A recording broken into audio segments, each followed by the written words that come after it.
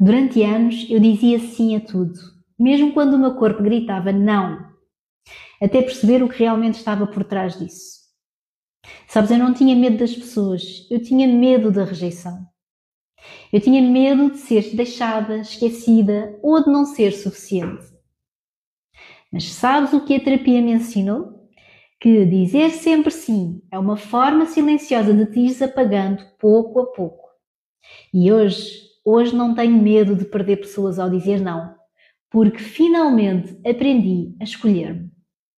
E isso trouxe-me paz. E quem te ama de verdade vai querer ver-te inteira, mesmo quando o teu não desagrada. Faz-te sentido. Porque o amor saudável reconhece limites.